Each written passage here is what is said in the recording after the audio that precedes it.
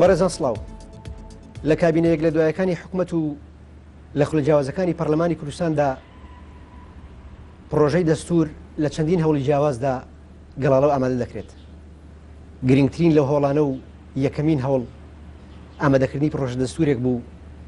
لە نیوەی دووەمی ساڵی 1992 لەلایەن دکتۆر نوری تاڵەبانیەوە ئامادە دەکرێت و دەخرێتە بەردەم دەستەیەکی یاسایی باڵاوە پەسەند دەکرێت. لە پاش ئەمەش لە چەندی قۆناغی جیاوازدا پرۆژەی دەستور هەنگاوی بۆ دەنرێ، بەڵام سەرلەبەری ئەم هەنگاوانەوە ئەم قۆناغانە شکست دێنن. من فەیسەڵ محەممەدم لەم چاپێکۆندا لەگەڵتان دەبم بۆ قسەکردن لەسەر وێزگەکانی پرۆژەی دەستوری هەرێم و ئەو قۆناغانەی کە لە گەڵاڵەکردن و ئامادەکردنی دەستوردا هەنگاون راوەتەیدا و هەروەها گەڕان بە دوای وەڵامی ئەو پرسیارەدا کە بۆچی پاش 23 ساڵ لە حکومڕانی بۆچی هەرێمی کوردستان نەبووتە خاوەنی دەستوری خۆی. بۆ مەبەستە میوانداری بەڕێز دکتۆر نوری تاڵەبانی مامۆستای قانون و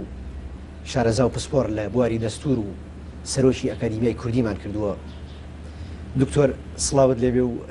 سپاس بۆ ئامادەبوونت لە بەرنامەکە. من سپاستانەکەم کەوا ئەزیێت تا کێشاوە و تەشریفان هێناوە بۆ هەولێر. سپاس بۆ جەنابەت.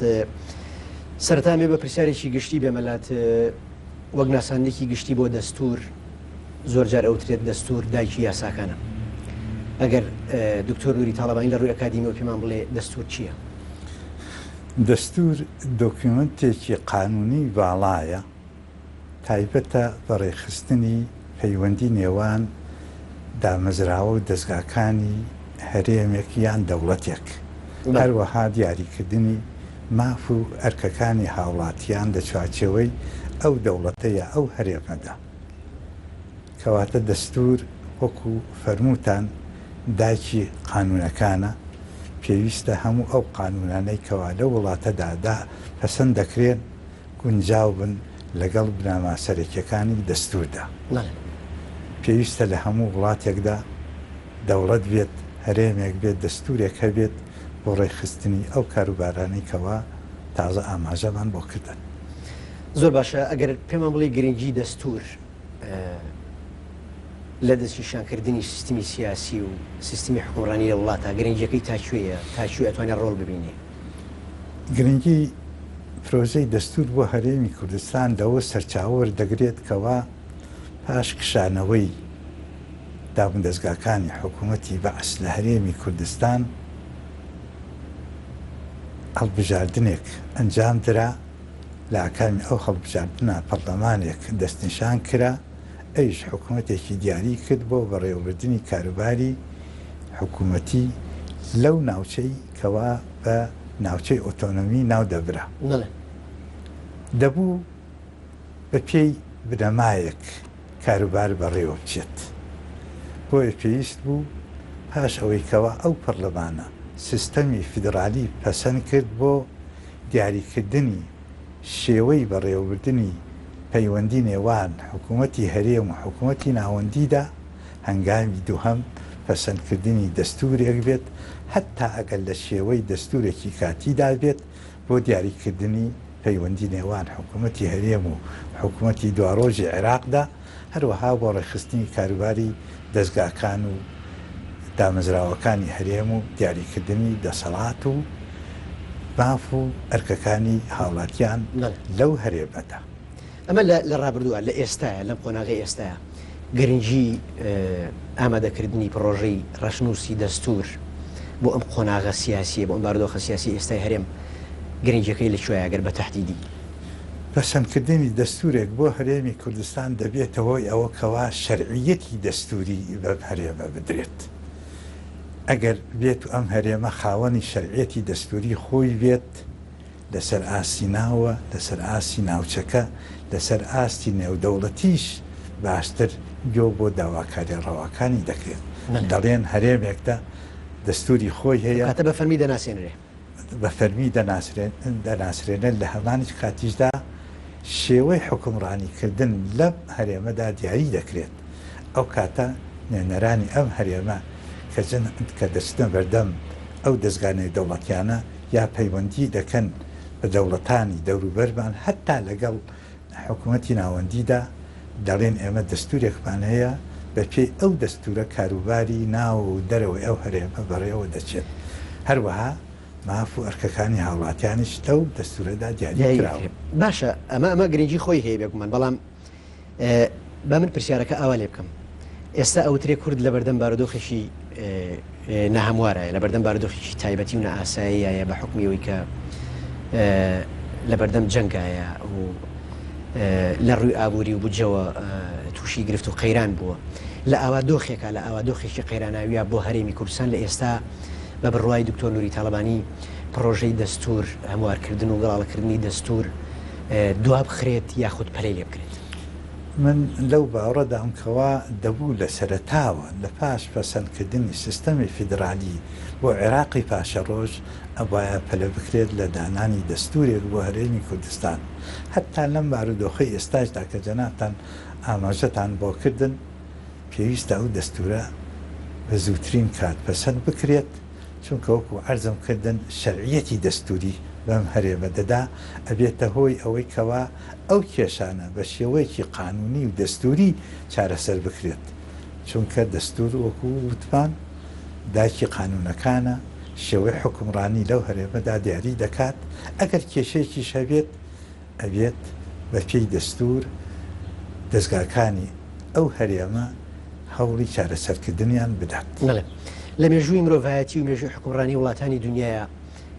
ئێمە دوو جۆر لە دەستورمان هەیە دەستورێک کە بە دەستوری نووسرا و ناسراوە و دەستورێکیش کە دەستوری نەنووسراوە و هەندێک جار بە دەستوری عورفیش ناوەبرێ بەریتانیا شکل وڵاتانی کە بە دەستوری عورفی کارەکات لە ئێستا ئەگەر ئێمە دەرفەتی ئەومان نەبێ لە پاش 24 ساڵ دەستورەکە گەڵاڵە و ئامادە بکەین هەرێمی کوردستان ئەتوانێت بە شێوەیەک لە شێوەکان بە دەستوری عورفی سیستمی سیاسی و حکومڕانی خۆی بەڕێوەبەرێ. لە سیستەمی دەستوریدا دوو سیستەمی سەرەکی هەیە لە جیهاندا سیستەمی ئەنگلە سەکسۆنی کە وەکو ئاماژەتان بۆ کرد سیستەمێکی عورفیە نەبووە بە عادەتکەوە دەستورێک دابنرێ هەرچەندە لە ساڵانی دواییدا بەشێک لە بنەما سەرەکیەکانی دەستوری ئەو وڵاتە پەسەند کراوە و نووسراونەتەوە بەڵام لە سیستەمی دووەمدا کە ناسراوە بە سیستەمی فەڕەنسی کە عێراق و ناوچەی ڕۆژهەڵاتی ناوەڕاست هەموویان لەسەر بنەمای سیستەمی فەڕەنسی قانونەکانیان داڕێژراون پێویستە دەستورێک هەبێت هۆکاری ئەوەی کەوا بۆچی عێراق و ناوچەی ڕۆژهەڵاتی ناوەڕاست هەمویان ئێستا لەسەر سیستەمی فەڕەنسی دەڕۆن دەگەڕێتەوە بۆ ئەو دەمەی کەوا ناپلیۆن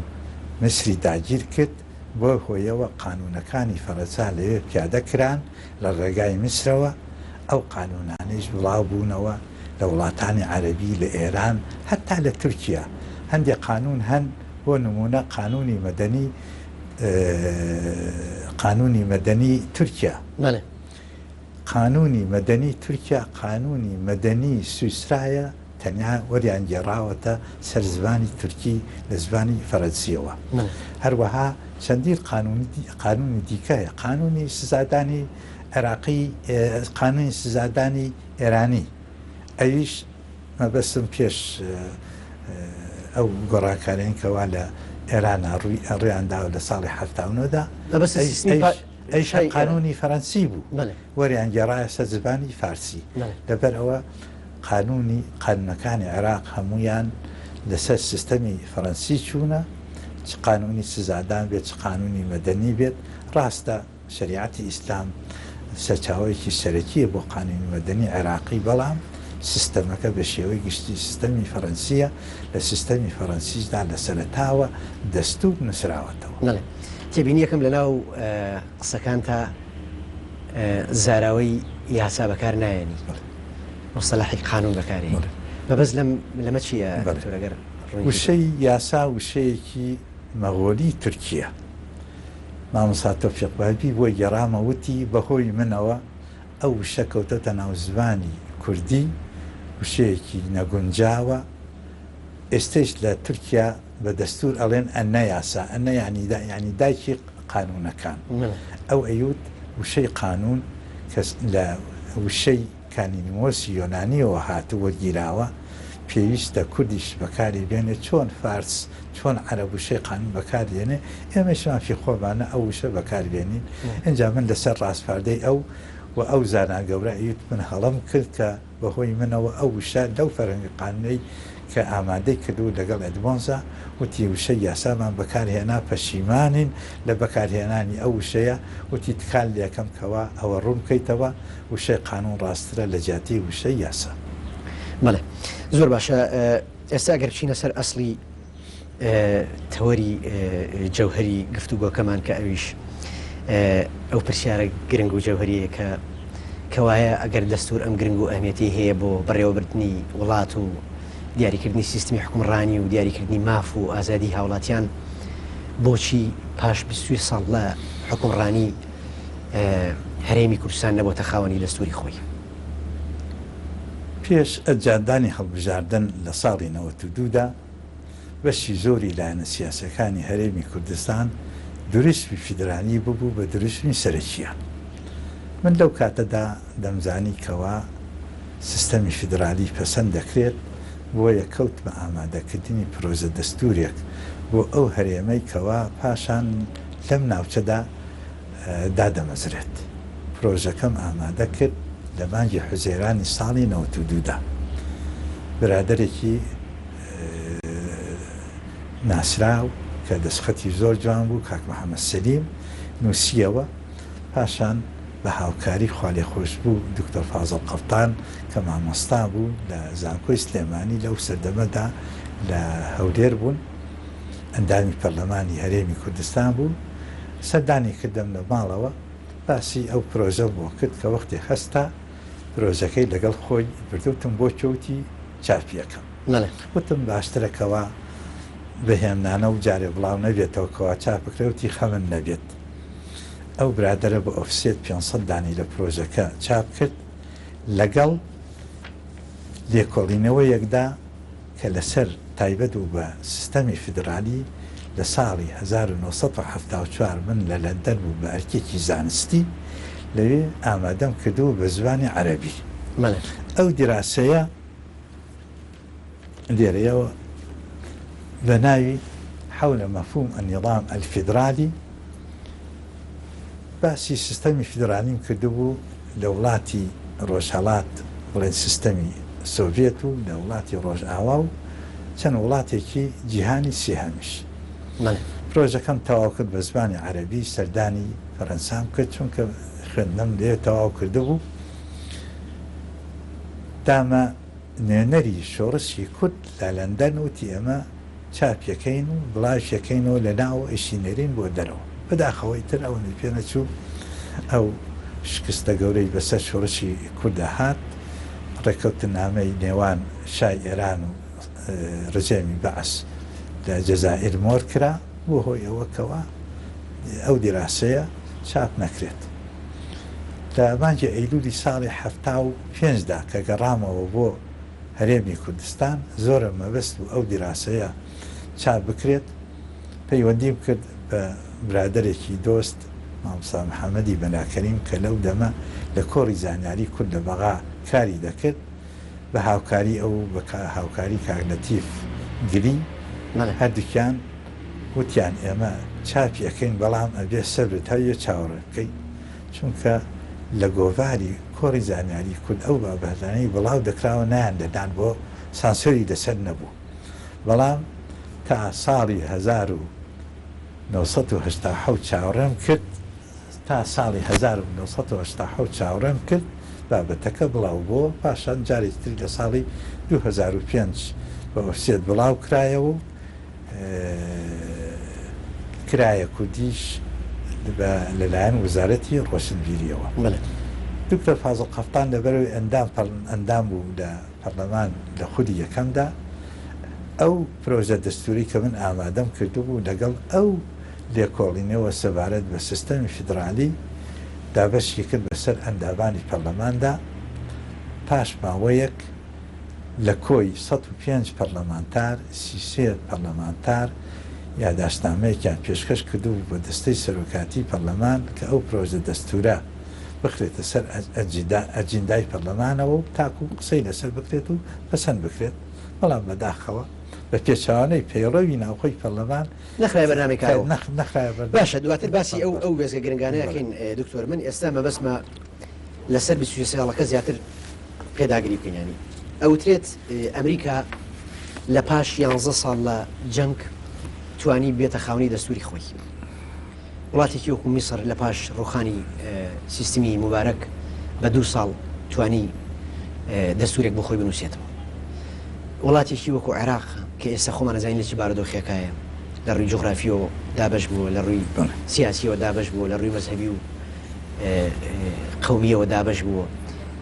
لەو بارودۆخەیە 3 ساڵ پاش ڕوخانی 2 ساڵ پاش ڕوخانی ڕژەمی بەعەس توانی لە 2005 دەستور گەڵاڵە بکات بۆچی ئێمە بە درێژایی 23 ساڵ ینی ئەگەر بە تعدیدی پێم بڵێ هۆکارە جەوهەریەکە پەیوەندی بە کەمتر خەمی سەرکردایەتی سیاسی کردەوە بۆ لەملایەنەوە هەموو ئاگادارین کەوە هەتا ئاکامی ڕاگەاندنی ئاکامی هەڵبژاردننی ساڵی 92 کێشەی زۆر هەبوو چۆن هەتا ئێمە چەند کەسێکی قانوناس من و خوالێ خۆشببوو کاک ڕەشید عەبدولقادر لەگەڵ خوالێ خۆشببوو کاک سەعید کانیمارانی چوونە لای سەرکردایەتی هەردوو حزبی دەسەڵاتدار لە هاوینە هەواری مەسیف و لە شەقڵاوە ئەو کاتە مامجەلال لە شەقڵاوە بوو هەر بۆ ئەوەی کەوا تکایان لێ بکەن پەلە بکەن لە ڕاگەاندنی ئاکامەکانی ئەو هەڵبژاردنە ئەگەر ئەوان لەسەر ئەوە ناکۆگ بن چۆن ئەتوانن پێکەوە هاوکاری یەکتری بکەن بۆ داڕستنی بۆ ئامادەکردنی پرۆژەی دەستورێک کە بە بوچوونی من دەبوو هەنگاوی دووەم پاش ڕاگەاندنی سیستەمی فدرالی پەسەندکردنی دەستورێک بێت هەر وەکو وتم لە شێوەی دەستورێکی کاتیش بێت بۆ ئەوی کاری پێ بکرێت لەو ناوچەوی لەژێر دەسەڵاتی حکومڕانی کووردا بوو بەڵام دەکرا هەتا پاش ئەوەیش ئەوجا شەڕی ناوخۆی دەستی پێکرد ئەوە بووە ئاستەنگێکی گەورە لە بەردەوام بوون ئێمە لە جیاتی ئەوەی داوای پەلەکردن لە پەسەندکردنی دەستور بکەین کەوتینە هەڵەی ئەوە کەوا کار بکەین بۆ ڕاگرتنی ئەو شەڕە لە ناوە و لە دەرەوەش باشە ئەو پرۆژە دەستوری کە ئێوە بەڕێستان لە ناوەڕاستی ساڵی 1992 ئامادەتان کرد دەستەیەکی قانونی باڵا ئامادەی کرد کە پەرلەمان ڕێگەی پێیا بوو پەرلەمان کاری بۆ کردبوو بەڕێز دکتۆر نوری تاڵەبانی لەگەڵ مامۆستا ڕەشید عەبدولقادر و دکتۆر عەبدوڕەحمان ڕەحیم لەگەڵ ئەوەی کە چەندین لە ئەتوانم بڵێم سەیەکی ئەندام پەرلەمانەکانیش پەسەندیان کرد خرایە بەردەم حکومەت و هەردوو سەرکردایەتی پارتیوێکیتیش لەو دەمەیە بۆچی ئەمە ینی کاری لەسەر نەکرا بۆ نەخرایە بەرنامەی کارەوە ئایا کەمتر خەمێکە لە حیزبێکی دیاریکراوە بوو یاخود کۆی حیزبەکان و خودی پەرلەمانیش کەمتر خەم بوو سەرکردەکانی ئەو دوو حیزبە دەسەڵاتدارانە لە چیاوە لە شاخەوە هاتبوونە خوارێ هەر بۆ مێژوو ئەیگەڕمەوە پاشەوەی کە دکتۆر فواد مەعسووم بوو بە یەکەم سەرۆکی ئەنجومەنی حکوومەت سەردانی ئەو لەگەڵ سەرۆکی پەرلەمانم کرد پرسیارم لێ کرد ئایا ئێوە بە چ شێوازێک بەنیازن پرۆژەی قانون بە تایبەتی پرۆژەی قانونی وزارەتەکان ئامادە بکەن وەڵامیان نەبوو وتم پێویستە ئێوە دەستەیەکی قانونی دەستنیشان بکرێت لەلایەن پەرلەمانەوە بۆ ئەوەی پرۆژەی قانونی وزارەتەکان ئامادە بکە لەگەڵ پرۆژە قانونی دیکە و هەروەها بۆ پێشکەشکردنی ڕاوێژکاری قانونی بۆ پەرلەمانیش و بۆ حکوومەتیش داوای لێکردم وتی ئەوە ئێمە قسەی لەسەر دەکەین پاشماوەیەک پەیوەندی پێکردم وتی هەردوو لا ڕازی بووین لەسەر ئەوە داوای لێکردم ناوی چەند کەسێک منیش ناوی 5 کەسی بێلایەن من و خوالێ خۆش بوو حاکم ڕەشید عەبدولقادر و دکتۆر عەبدوڕەحمان ڕەحیم و لەگەڵ 2 کەسی دیکەدا پێویست ناکە حەزیشەکەین ئاماژەیان بۆکەن ئەو 2 کەسەی دی مامۆستا مستەفا عەسکەری بوو لەگەڵ دکتۆر محەممەد عومەر مەولود کە ئێستا ئەندامی دادگای تەمیزی هەرێمی کوردستانە بۆ ئەو 2 کەسە هەردوولا ڕازی نەبوون بەڵام ئێمە بە بڕیارێکی پەرلەمان لە مانگی تەمووزی 92دا ئێمە بڕیادرا ئەو دەستەیە دروست بکرێت. جێگەمان نەبوو، ماڵی خۆمان کردە جێگەی ئەو دەستەیە. هەموو ڕۆژێک کاکرەشید و دکتۆر عەبدوڕەحمان هاتنە ماڵی ئێمە، کتێبخانێکی گەورە لە ماڵەکەدا هەبوو بە هاوکاری ئەو کتێبخانەیە بەشی زۆری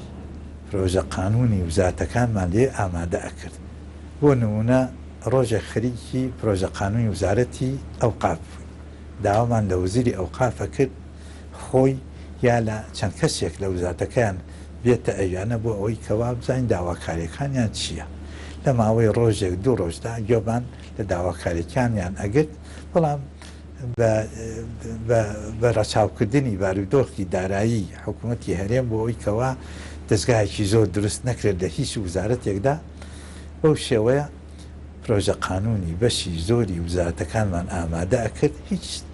ئاسانکاریشمان بۆ نەکرابوو. من پاشەوەی کەوا کاگرەشید و دکتۆر عەبدوڕەحمان ئەچوونەوە بۆ ماڵی خۆیان دائنیشتم ئەوەی کەوا ڕێککەوتون لەسەری ئەمنووسیەوە و تەلەفۆن وەکرد بۆ دکتۆر فوعاد سبێنە یەکێکی ئەنارد بەبێ ئەوەی کەوا بتوانم فۆتۆکۆپیشی بکەم نسخە ئەستێکەم بۆ ئەنارد، ئەویش لەوێ لە ئەنجومەنی وەزیران تەماشا نەکرد و پاشان ئایان نارد بۆ پەرلەمان بۆ ئەوەی کەوا گفتوگۆی لەسەر بکرێت. هەتا کارگەیشتە سەر ئەوەی پرۆژە قانونی ئەنجومەنی وەزیران لەوەیە زۆر دواکەوت. زیاتر لە دوسێ هەفتە ڕۆژێکیان تەلەفۆنم بۆ کوتی وەڵا لە لای جێگری سەرۆکی حکوومەتە کە دکتۆر ڕۆژ بوو، دوسێ هەفتەی دی پێچوو دیسان هەروەڵام نەبوو. ئەوجا پێویستوتی لە ڕاستیە جێگری سەرۆکی حکوومەت داواکە کە دەسەڵاتەکانی ئەویش وەکو دەسەڵاتی سەرۆکی حکوومەت بێت.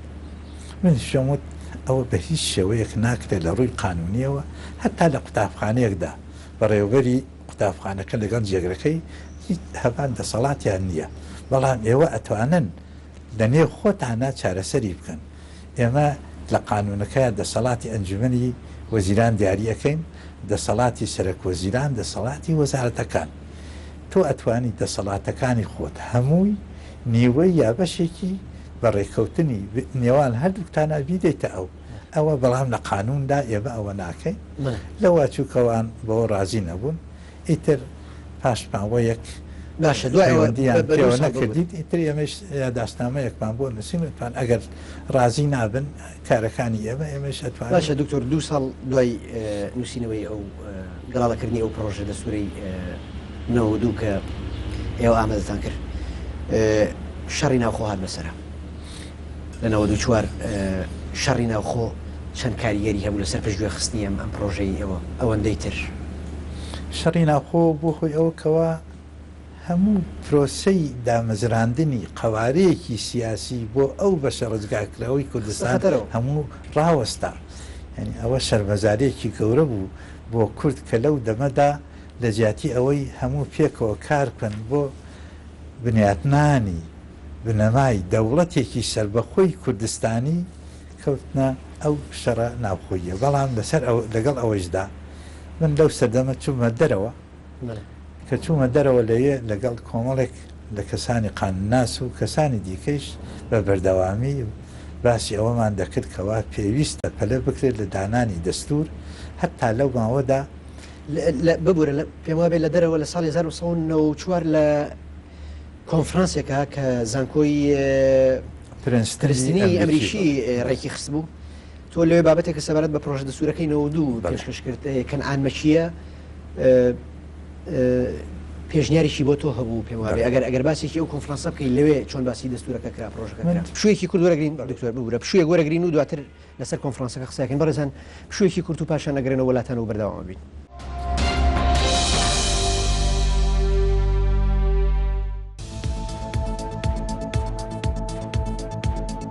بەڕێزان جاریکی دیکە سڵاوتان لێبێ و گەڕێنەوە وڵاتان بۆ درێژدان بە گفتوگۆ لەگەڵ بەڕێز دکتۆر نووری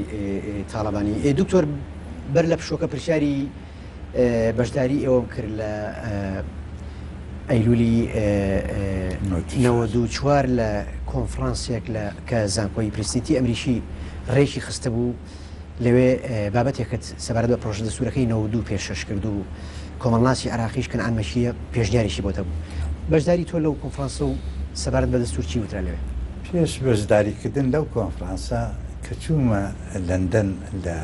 سەرەتای ساڵی 93دا ویستم کەوا مامۆستام دکتۆر حەسەن چەلەبی لە بەیروتەوە هاتۆتە لەندەن. مامۆستات مەبەستەوەیە حەسەن چەلەبی مامۆستات دەستی پێوتوم بەڵێ زانایەکی گەورەیە پیاوێکی هەتا بڵێ عالی جەنابە و زۆرێکی دۆستی کوردە. بەڵێ کە چوومە سەردانی زۆری پێخۆش و ماوەیەکی زۆر و چاوم پێ نەکەوتە بوو پێشنیازی ئەوم بۆ کردوتم مامۆستا بۆ بیرلەوە نەکراوەتەوە پرۆژە دەستورێک بۆ عێراقی پاش ڕوخانی ڕژێمی بەعس ئامادە بکرێت. وتی وەڵڵاوە بۆ چوونێکی تازەیە من لەگەڵ ئەو لە ڕاژکاری قانونی کۆنگرەی نەتەوەی مۆتەمەری وەتەنی عێراقی بوو پاش ماوەیەک چامان بە یەکتری کەوتەوە وتی وەڵڵاوە شتێکی زۆر زۆر تازەیە ئەو جاوتی نیازم هەیە بچمەوە بۆ کوردستان سەردانیان بکەم دەوتم وەڵڵاوە کارێکی زۆر باشە کە ئەچیتەوە لەوێ دوو تکام هەیە یەکەم ئەو بابەتە یەکلایی بکەرەوە ئایا ئەوان لەگەڵ ئەوە دانکەوا پرۆژە دەستورێک لە ئێستاوە ئامادە بکرێت بۆ عێراقی پاش ڕوخانی ڕژیم لەگەڵ ئەوەی کەوا قسە لەگەڵ سەرکردەکانی هەردوو حزبی دەسەڵاتداری کورد بکرێت دەربارەی ئەو پرۆژە دەستوری من ئامادەم کردووە بۆ بەناوە ناوە زۆری حەزەکرد لەگەڵ یا بچم بەڵام پێم نەکرا لەگەڵیان بڕۆم کە هاتەوە وەڵامی دامەوتی وەڵامیانە بۆ هیچ لەو دوو پرسیارەت بەڵام لەو ماوەدا ئێمە ڕێککەوتین لەسەر ئەوەی هەردووکمان پێکەوە بنەمای دەستور پرۆژە دەستوری بۆ عێراقی پاشە ڕۆژ ئامادە بکەن لەسەر دوو بنەمای زۆر ڕاست و ڕەوا یەکەم عێراق لەسەر بنەمای جوگرافیادا بەش بکرێت بەوەی کەوا عێراق بکرێت بە دوو هەرێم هەرێمێک بە ناوی هەرێمی کوردستان لەگەڵ هەرێمێکی دی بە ناو هەرێمی ڕافیدەین یا هەرێمی بەشی عەرەبی ئەو وتی ڕەن بێت لە هەندێک ناوچەی هەرێمی عەرەبیدا هەندێک لایەنی مەزهەبی هەن پێیان خۆش بێت وەکو ناوچەیەکی ئۆتۆنۆم لە ناوچەی کەربەلا و نەجەف دروستکەن وتم ئەیش جائیزە دەستمان بەو کارە کرد بەڵام نەکرا لەبەر ئەوەی کەوا وەڵامی کۆنگرەی نەتەوەیی پۆزیتیف نەبوو لەو ماوەدا بوو کەوا کۆنگرەیەک کۆنفرانسێک سەبارەت بە پاشەڕۆژی دەستوری عێراق لەلایەن زانکۆی پرنستنی ئەمریکیەوە سازکرا لە مانگی ئەیلولدا بوو داوایان لە من کرد بەشداری بکەم من شتم بە تەنیا نامەوێت تەنیا کوردبوون لێیە پێشنیازی ئەوم کرد کەوا مامۆستا ڕەشید عەبدولقادر لە کوردستانەوە ئەویش بانکێش بکرێت بانکێشیان کرد ئەویش بابەتێکی پێشکەش کرد دەربارەی باری دادوەری لە هەرێمی کوردستاندا بابەتەکەی من تایبەت بوو بە پرۆژەی دەستوری هەرێمی کوردستان لایەنە سیاسیەکانی عێراقی ئۆپۆزیسیۆن بەشی هەرە زۆریان پێ ناخۆش بوو بەڵێ زۆریان پێ ناخۆش بوو بەڵام چەند مامۆستایەکی ئەمریکی مامۆستا قانونی دەستوری بوون زۆر بە باشی هەڵسەنگاردنیان بۆ کرد و هەندێک تێبینیان پێشکەش کرد بووە هۆی دەوڵەمەندبوونی دەوڵەمەندکردنی پرۆژەکە ئەوە سەرەتایەکی چاک بوو کەوا داواکاریەکانی گەلی کوردستانمان خستە بەرچاو دەستگایەکی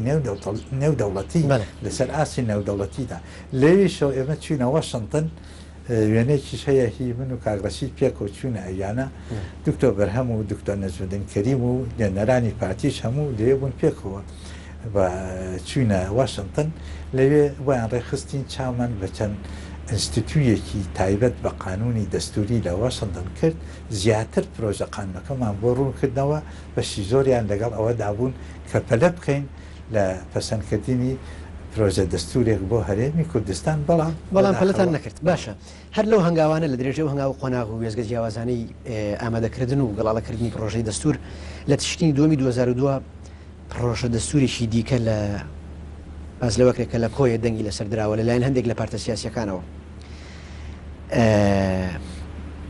ئەم پرۆژەیە بەکوێ گەشت ئێوە تا چەند ئاگاداری ئەوە بوون پێشەوەی وڵات ئەو پرسیارەت دەبەوە جەناب ئاماژەت بۆ کەنعان مەکیە کرد لەو کۆنفرانسەی پرنستن کەنعان مەکیە لەوێ پێشنیازی کرد کەوا ئەو پرۆژە دەستورەی عێراق پەلەی لێ بکرێت و پێشنیازیشی کرد کەوا مامۆستا حەسەن چەلەبی و بەندە خەریکی ئەو کارەبوون بەڵام نە ئەمریکیەکان و لەلایەنە سیاسەکانی عێراقی لەگەڵ ئەوەدا نەبوون هەمویان وتیان با بنێتەوە جارێک کارتی نەهاتووە بەهەرحاڵ دێنەوە سەر ئەو پرۆژە دەستوری کەوا لە هەرێمی کوردستاندا ئامادەکرا لەلاەن لایەنێکی سیاسیەوە پرۆژە دەستورەکە ئامادەکرا لایەنێکی سیاسی یا چەند پارتێکی سیاسی لایەنێکی سیاسی بەڵام ئەو سەرکردایەتی کێ بۆ لایەنە سیاسی دانی پارتی دیموکراتی کوردستان پرۆژەیەکیان ئامادە کرد من لە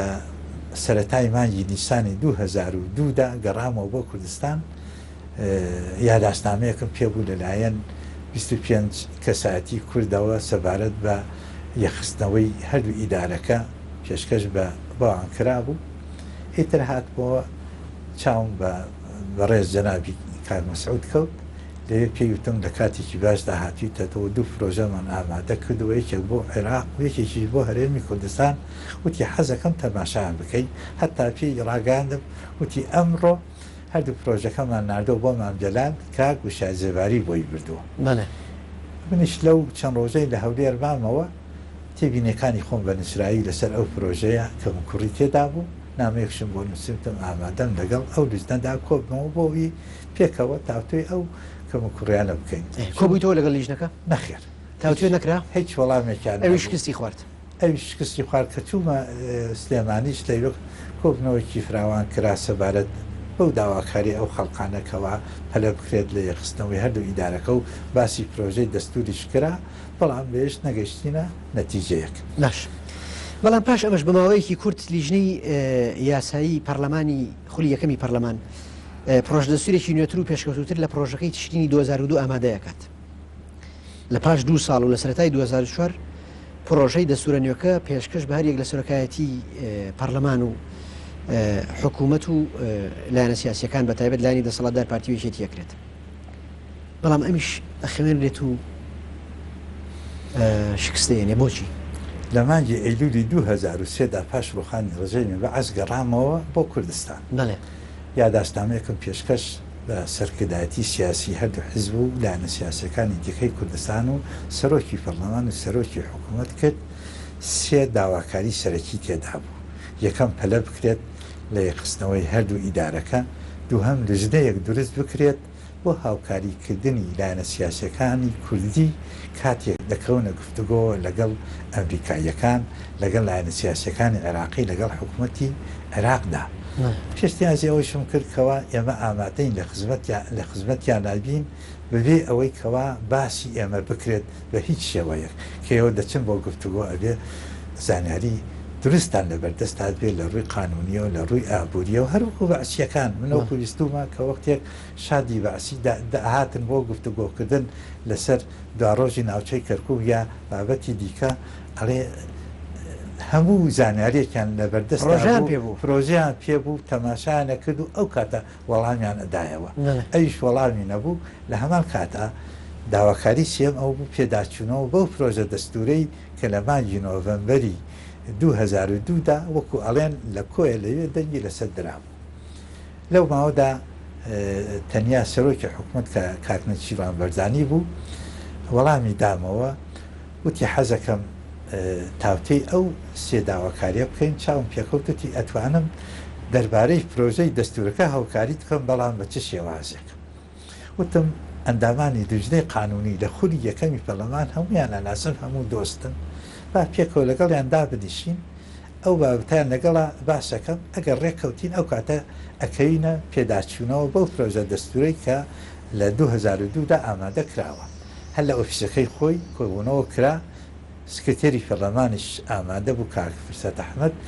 لەوێ وتم ئەو پرۆژەیە لە کاتێکدا ئامادە کراوە ڕژێمی بەعس لەسەر حکم بوو ئێستا بارودۆخێکی تازە هاتوەتە پێشەوە ئێمە ئەبێ داواکاریەکانی گەلی کوردستان زیاتر بکەین چونکە بارودۆخێکی تازە هاتووە دەوڵەتی عێراق شکستی هێناوە ڕووخاوە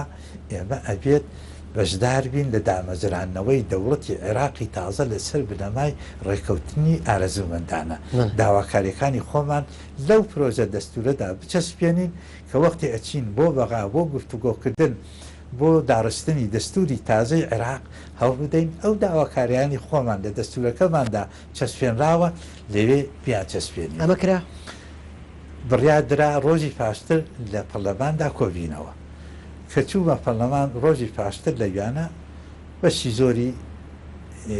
برادران یەکێتی گەڕابوونەوە بۆ سلێمانی ئەوانی دیوانەوە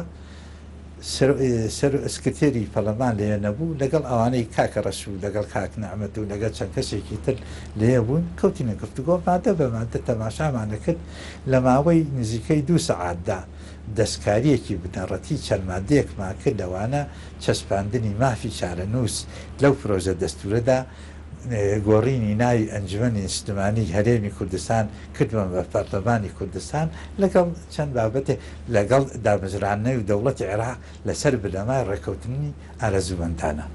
کاتێک کە کاک فرسەت ئامادە بوو من ئەو شتانەی کە ڕێکەوتوین لەسەری بە ڕێکەوتنی هەموو لایەک بۆم گێڕایەوە و تیوادیا لە تۆ پرۆژێکی گەورە بەدەستەوەیە ئەبێ ئەو شتانەی کەوا نیازت هەیە لەو پرۆژە دەستورەدا قسەی لەسەرکەن هەمومان بۆ ئامادە بکەین ئێوتم بۆ دیێنێکە باسن نەکرد هەتاکو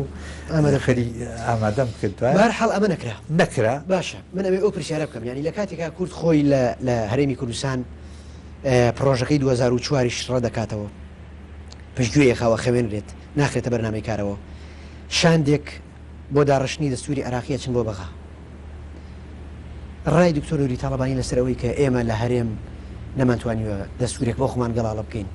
کورد لێرەوە چێ بۆ داڕشتنی دەستور بۆ عراق لەو کاتێکەوە ئەو شاندا کە نێرایەتی هەدوو پارتی سەرەکیە کرد لە پەرلەمان کۆبوونەوە ڕۆژێک چوو بۆ فەڵان تەماشام کرد کۆمەڵێک ئۆتۆمیلی خۆتەزانی لە چ چەشنێ لێە کۆبوونەتەوە لێیەنە وتم خێرەوتیان وەڵی ئەوە لێە کۆبوونەتەوە و خەریکی ئەو بابەتەن نێنەرانی پارتی یەکێتی هەموو لێە بوون وەفتی یەکێتی بە سەرۆکاتی کاک نوشیروان و وەفتی پارتی بە سەرۆکاتی کاک فازڵ میرانی بوو باگیان نەکردم هەتا کارەکانیان تەواو کرد شەوێک کاکەمان کەرکووکی تەلەفۆنی بۆ کردم وتی ئەمەیە بەم شەوە هەندێک بابەت هەیە بۆ دوونێرم دەربارەی ئەو کۆبوونەوانی کە کردووانە وتم ئەم شەو لێ گەڕێ سوێنە یەکتر ئەبینین هەتا باسیەوەشی کردوتی لەسەر تۆ ئەمڕۆ تەکتیر کراوە بە هەر حاڵ سبینێ ئەو کارێک کە ئەوان ئەنجامیاندا بوو کەرکووکیانە پێ ئەڵێ ینی قسەی پێوتە بڵێ وتم خێروتی وەڵا کاک مەسعود وتێتی کێتان لەگەڵا وتمە فلان و فلان و تو بووی ئەی فلانە کەستان مەبەستی من بوو ئەوتان لەگەڵا ئەیشتوینەوەڵا ئەوتی ئەی بۆ لەگەڵتان نییە و توی ئێوە و لەگەڵ مانجلالە باسی ئەوتان نەکرد ئێمەش بانگمان نەکردەوە پێی تۆ ئەو ئێمە لە بیرمان چوو ئەی ئێوە بۆ بانگتان نەکردووە وتبووی ئەبێ ئەویش بێت ئیتر کە ڕۆژی دووهەم تەماشای ئەو بابەتەم کردکەوان ئامادەیان کردبوو دەوری سەعات دەبوو لە ماوەی 1-2 سەعاتە هەندێک تێبینیم ئامادە کرد و سەعات چوار چوینە سەری ڕست لەیە کۆبوونەوە بوو لەبێن لە نێوان شاندی هەردوو حزبی دەسەڵاتدا هی پارتی بە سەرۆکاتی کاک نەشیمان هیەکێتیش بە سەرۆکاتی کاک مەسعود و کاک فازڵ میرانی لێ تەماشام کرد یەکێ لەو تێبینیانە کەوا باسی ئەوە دەکراوە کە پەرلەمانی عێراق پێک بێت لە دوو ئەنجومەن وتم لە دەستوری وڵاتێکدا ئەگەر پەرلەمانەکەی پێک نەهاتوێت لە دوو ئەنجومەن یەکێک نێنەرایەتی سەرتاپای گەلانی ئەو وڵاتە بکە ئەی دییان نێنەراتی ئەنجومەنەکان بکات ئەو دەوڵەتە پێی ناوترێت دەوڵەتێکی فیدرالی کاک مەسعود ئەوەی لەلای خۆی نووسی کاک فرسەت وەڵامی دامەوە وتی ئەوە دکتۆر سعدی بەرزنجی شتێکی ئامادە کردووە لەو بابەتە وتم کاکێ بە هاتوون لێرە دانیشتوین داواکاریەکانی گەری کوردستان لێرە دادەڕێژین بۆ ئەوەی کە شاندی کوردی ئەچێتە بەقا لەوێ هەوڵی چەسپاندنیان بدا لەویانە ئێمە چاوەڕێ هیچ ناکەین سبەینێ جەنابی کاک مەسعود هاتە پەرلەمان بۆ ئەوەی کەوا هەندێک کاری ئەو بکە وەفتێک هەڵبژێرن لەگەڵ یا بچن بۆ بەقا دووبارە ئەمان قسەم کردەوە لای خۆی نووسیەوە شاندەکەیان دیاری کرد دوو کەس نێنەری پارتی دوو کەس یەکێتی یەکێ ئیسلامی یەکێ شیوعی یەکێ نازانم چۆن هەموو وەکۆڕێ تەواو بوو ئەوجا سەرۆکی پەرلەمان لێ پرسییم دکتۆر نوری تۆش ناچی وەکو ئەڵێ پرسە گورگانە کوردانە بڵێ من لێرە ئیشن زیاتر ماوە هەتا بچمە دکتۆر من کاتم بۆ تۆ بڵێ لەو کاتەیە ئەو فرۆژە دەستوری کە لە ساڵی 2023 ئامادەمان کردبوو دەستگای ڕەنج لە سلێمانی چاپی کردبوو دابەشم کرد بەسەر هەموو ئەندامانی پەرلەماندا 59 پەرلەمانتار لە هەموو گروپەکانی ناو پەرلەمان داوایان پێشکەش بدە سەرۆکاتی پەرلەمان کرد ئەمە لە 2005 بەڵێ لە بەڵام ئەوەش حوزەیرانی 2005 هەڵۆژ لەبار برا ئەویش لەبار برا چونکە نەخرایە بەردەم پەرلەمان هەتاکو دەستوری عێراق پەسەند کرا باش هەر لە بەرامبەر یاداشتی بڵین 59 پەرلەمانتارەکە سەرۆکایەتی پەرلەمان پێشنیاری ئەوەکە کە ئەندام پەرلەمانەکان بگەڕێنەوە بۆ کارکردن لەسەر پرۆژە دەستورەکەی تشرین دومی 2002 ئەوەی کە پێش ڕوخانی بە ئازدانراوە بەڵام نەکار بە دەستورە نوێکە کرا و نەبەوەی 2004 و نەبەوەی 2002 دیسانەوە لە کۆتایی حوزەیرانی 2006 پرۆژە دەستورێکی تا ڕادی باشتر گەڵاڵایەکرێت لەوەی 2002 لەلایەن لیژنەی قانونی پەرلەمانەوە چەند کەسێکی یاسایی دەرەوەی پەرلەمانیش بەشدارە بن لەم کە بە پرۆژەکە بە زمانی عەرەبی ئامادەکرێت دکتۆر نوری تاڵەبانی بەشدار بوو لەم پرۆژەیە ئێوە چەند ئاگادار بوون لەمە بۆچی بە عەرەبی کرا و کات پرۆژە من ئەندامی لژنەکە بوون چونکە ئەندامان لیژنەی قانونی هەموو ئەندام و لەو لژنەی دەستوریەدا بە زبانی عەرەبی من لە یەکە پرۆژە پێشنیازی ئەوم کرد بە زبانی کوردی بنووسرێتەوە فایدەی نەبوو بە زبانی عەرەبی بە بیرکردنەوەیکی عەرەبیشدا ڕێژرا بوو کە لە کۆتایی بانگی حوزەیراندا لێبوونەوە پرۆژەکان دایە بن هەندێک تێبینیم بەسەر هەبوو بە نووسراویش لەسەر بنووسی کاک فرسەت وتی کاتیەوە نەماوە تەماشا ئەو تێبینیانە بکەین بەڵام داوای لێکردم وەری بیاپۆسە زبانی کوردی لە کاتی پشووی پەرلەمانە بە هاوکاری چەند برادەرێک کردمانە کوردی و لەسەر سیدی و بە چاپکراوی لە کۆتایی بانگی ئابدا ڕادستی سەرۆکی لژنەکەم کرد کە وەختە پێمدا وتی وڵات چەند مادەیەکیشمان خستۆتە سەری ئەبێ ئەوانشمان بۆ بکەی بە کوردی تو مەزدە و کاتەدا بە ناو کۆبنەوەیەکی نائاساییان بە لژنەکەیان کردبوو دەستکاری 22 مادە و بڕگەیان لە پرۆژە دەستورەکەدا کردو لە کاتێکدا کە لە مانگی حوزەیران پێم وتن هەندێک دەستکاری پێویستە بکرێن وتی کات نەماوە و ناوێت دەستکاری بکرێن چێ دەستکاری کردبوو لژنەکە بە کۆبوونەوە بەڵام نزیکە شەیەکی ئەندامانی لژنەکە ئامادە نەبوون یەکێ لەو دەستکاریانە ئەوە بوو کەوا مادەی 140 کرا بە بنەما بۆ دیاریکردنی سنووری سیاسی هەرێمی کوردستان کەەوە هەڵەیەکی زۆر گەورە بوو چونکە دەبوو پرۆژەی لەو دەستورەدا سنووری هەرێمی کوردستان لەسەر بنەمای جوگرافیا و مێژووی دیاری بکرێت نەک لەسەر بنەمایەکی دەستوری کە نەمان دەزانی کەی و چۆن جێبەجێ دەکرێت دوای پرۆژەکەی 22 ئابی 2006 و دواتر ئەیلولی 2006 لە تەموزی 2010 تا جارێکی تر لیژنەی نووسینەوەی پرۆژەی دەستور لە پەرلەمان بە شێوەیەکی نائاسایی کۆبنەوە لەوێ دەستکاری چەند مادەیەک لە پرۆژە دەستورەکە ئەکەنەوە دیسانەوە لە 26 یانزەی 2010 یاسای ژمارە 16 ساڵی 2010 یاسای پەسەندکردنی دەستوری هەرێم دەرەچێت ئەم یاسایە تا چەند مساعید و هاوکار بوو بۆ ئەو گەڵ گوڕبوونەوەی ئەو کۆبوونەوە نائاساییەی دیسان لژنەی دەستوری کە لە بانگی تەموزی 2010 ئەنجام درا بەشداری پێدا نەکرد چونکە زانیم هەمان ئەو تراجیدیایی ساڵی پێشترە من دەیەتە دەسم لە کار کێشایەوە لەو کۆبووناوە لە کۆبنەوەکانی مانگی تەموزدا دەستکاریەکی بنەڕەتی زۆر لە پرۆژە دەستورەکەدا کرا کە من ئێستاکە پرۆژە دەستوری حوزەیرانی 2006 لە بەردەستدایە لە ناو کۆمپیوتەرەکەم جیاوازێکی زۆر لە نێو ئەو دوو پرۆژەدا هەیە ئەوە بۆ هۆی ئەوە کە دەسم لە پرۆژەکە کێشایەوە ئەوە بووکەوە خراە بەردەم پەرلەمان و لە مانگی حوزەیرانی 2009دا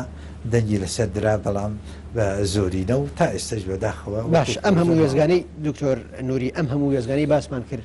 هەمووی هەوڵی شکست خواردوو بوون هیچی نەگەیشتە ئەنجام من ئەبێ ئەو پرسیارە بکەم خەڵکانی ئەکادیمی وەکو ئێوە یاساناسەکان پسپۆڕانی بواری دەستوری ئەوانەی کە لە دەرەوەی کای حیزبی و بەرژەوەندی و حیزبی خەونی حیزبی مەبەستیانەکە دەستورێک بۆ وڵات بنووسرێتەوە ئێوە چیتان کرد بۆەوەی کە ڕوبەڕووی دەسەڵاتداران ببنەوە لە کەمتەر خەمیان لە ماوەی 23 ساڵ 24 ساڵ لە حکومڕانیە تا ئێستاش ئێمە فراغی دەستوریمان هەیە چی ئیمزاکۆکردنەوەیەک چ ناڕزایی دەربڕینێک چ دەنگ بەرزکردنەوەیەک هەوڵی ئێوە چی بلۆ پێناوەیە تا ئێستا زیاتر لە 20 بابەتم لەسەر پرۆژەی دەستوری هەرێمی کوردستان لە ساڵی 92 تا ئێستاکە بڵاو کردوتەوە هەر 2 ساڵ لەمەوەر لەو ناملکەدا پرۆژەی دەستوری هەرێمی کوردستان پێشنیازی چاکردنەوەی ئەو پرۆژەیە بڵاو کرایەوە دابشکرا بەسەر ئەندابانی پەرلەماندا خودی ئێستای پەرلەماندا و بەشێکی زۆر لە قانوناسانیش هەر لەو نزیکانەدا کتێبێکی دی کۆد لە کتێبێکی دیکەدا هەموو ئەو بابەتانە بڵاو دەکرێتەوە هەمووی بۆ هاوکاری ئەو دیزنەیەکەوە تازە لایەن پەرلەمانەوە دەستنیشان کراوە بۆ پێداچوونەوە یا داڕستنی پرۆژە دەستورێکی تازە بەڵام لەسەر بنەمایەکی مۆدێرنی تازە و گونجاو لەگەڵ داواکاریەکانی گەلی کوردستاندا کە تێیدا مافی چارەنووس بە شێوەیەکی ڕوون و ئاشکرا بچەسپێنرێت و دامەزرانەوەی دەوڵەتی عێراق لەسەر بەدەمای ڕێکەوتنی ئارەزوومەندانە هەتا ئەگەر ئێمە داوای ئەوەمان کرد ئێمە جارێکی ناتوانین لە چوارچێوەی ئەو دەوڵەتە دروستکراوەی عێراقدا بمێنینەوە کە لە ساڵی 1925دا دروست کراوە چونکە هەرێمی کوردستان واتە ویلایەتی مووسڵ پاش دروستکردن دەوڵەتی عێراق لە ساڵی 1920 دروستکرا بوو خراە سەری ئەمەش دەتوانێت هەر یەکە لە ماڵی خۆی بێنێتەوە و بەڵام بە دۆستی بمێنینەوە من ببەخشە کەمتر لە 5 خولەکەم ماوە ئەمەوێ ناچارم بە خێرایی پرسیار بکەم و ئەگەر کرێت بە چڕی وەڵامە بیتەوە لە ئێستا کێشی هەرە گەورەی دەستور ئەوەی کە بەدی ئەکرێن ناوەندی میدیا و ناوەندی سیاسی و شەقامی کوردیە بریتیە لە دیاریکردنی سیستمی حکومڕانی و مەسلەی سەرۆکایەتی هەرێم و ویلایەتی بارسانی سەرنجی دکتۆر نوری تاڵبانی لەسەر سیستمی سیاسی هەرێم و ویلایەتی بارزانی چییە؟ من باسی کەس ناکەم ئەو کاتێک کە من پرۆژە دەستوری ساڵی 92 ئامادە کرد کەسێک خۆی کاندی نەکردبوو نەیشم ئەزانی کە لە ئایندەدا کێ خۆی کاندی دەکات لەو کاتەدا من پێشنیازم کردو لە پرۆژە دەستورەکەدا کەوا سەرۆکی هەرێم لەلایەن پەرلەمانەوە هەڵبژێرێت پاشتر لەو پرۆژە دەستورەی کەوا خودی پارتی دیموکراتی کوردستان ئامادەیان کردو لە کۆیە دەنگیان لەسەر دران لەوێ پێشنیاز کرابوو کەوا سەرۆکی هەرێم بەو شێوەی کەوا سەرۆک کۆماری عێراق لە ئایندەدا دیاری دەکرێت ئەیش بەو شێوەیە هەڵبژێرێت بەڵام لەو پرۆژە دەستورەی کە پاشان ئامادە کرا پاش پەسەندکردنی قانونی هەڵبژاردننی سەرۆکی هەرێم لەوێت ئەوە چەسپێنرا کەوا سەرۆکی هەرێم ئەبێ لەلایەن خەڵقەوە هەڵبژێرێت ئەوە بوو لە سەرەتادا لەلایەن پەرلەمان و هەڵبژێرە بەڵام بۆ جاری دووەم لەلایەن باش ئەم بابەتی سەرۆکایەتی کە ئێستا بۆ تەکێشە لە ناوەندی سیاسی و لە نێوان لایەنە حیزب پارت و لایەنە سیاسیەکانە بابەتی سەرۆکایەتی چی هێنایە ناو سیستمی سیاسی هەرێمی کوردستانەوە لە کاتێکا بە خۆت ئاگاداری لە سەرەتایی پرۆسی سیاسی و لە هەڵبژاردننی 91 و 92 ئەمانە وەکو ڕابری بزوتنەوە ڕزگاری خوازی کورد خۆیان لە ساحە سیاسیە کاندید کرده بوو کەواتە بابەتی سەرۆکایەتیشی هێنای ناوکاری سیاسی و چۆن هاتە ناوکاری سیاسی حیزب دەسەڵاتدارەکان ئەوان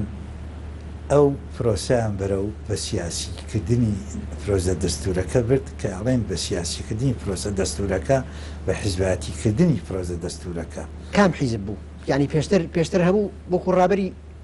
بزوتنەوە خۆیان کاندید کرد پێش ئەوەی کەوا پرۆژە دەستورەکەی بن بڵاو بکرێتەوە بەرەی کوردستانی پرۆژە قانونێکیان ئامادە کرد بۆ هەڵبژاردننی ڕابەری بزوتنەوەی ڕزگاری خوازی کورد من یادداشتنامە یەکەم پێشکەش بە هەموو لایەنە سیاسیەکان کرد وتمەوە کارێکی نادروستە چونکە ڕابەری بزوتنەوەی ڕزگاری خوازی هیچ وڵاتێک بە هەڵبژاردن پێویستە لەسەر ئێرادەی گەلی کوردستان و بەڕەچاوکردنی بەرزەوەندی بەشەکانی دیکەی کوردستانیش ئەبێ ئەوانش هەموو ڕەچاو بکرێن بۆ ئەوەی بێتە دۆکیومنتێک چۆن وەکو باسدەوە ئەکرێت دەستوری ئەمریکی ئەوە چەندین ساڵە کاری پێ دەکرێت پرۆژە دەستوری ئەمریکا بۆ دەستور ببێتە نمونە بۆ بەشەکانی دیکەی کوردستان و ئەوەش بێتە بنەمایەک بۆ ئەو خەونەی کەوا کورد دەبێکە خەونی پێوە دەبینێ ئەوی دروستکردنی دەوڵەتی کوردستانی سەربەخۆ. ئەتوانی پێمان بڵیت چارەنووسی دەستور بە ڕاپرسی و ڕەفراندۆم یەکلاییە بێتەوە؟ ئەگەر بێت و بخرێتە بە شێوەیەکی گونجاو پەسەند بکرێت من لەو باوەڕدانکەوە بەشی زۆری خەڵکی کوردستان دەنگی پێدەدات. زۆر بەڕێز دکتۆر نووری تاڵەبانی مامۆستای قانون و شارەزا لە بواری دەستور و سەرۆکی ئەکادیمیای کوردی سوپاس بۆ بەشداریت لەگەڵمان لە بەرنامەکە مەدوومان کردی. بەڕێزم سوپاس بۆ ئێوەش کە تا ئێستا بینەرمان بوون تا چاپێکوتنی داهاتوو بەخواتانە سوێنی خواتان لەگەڵ.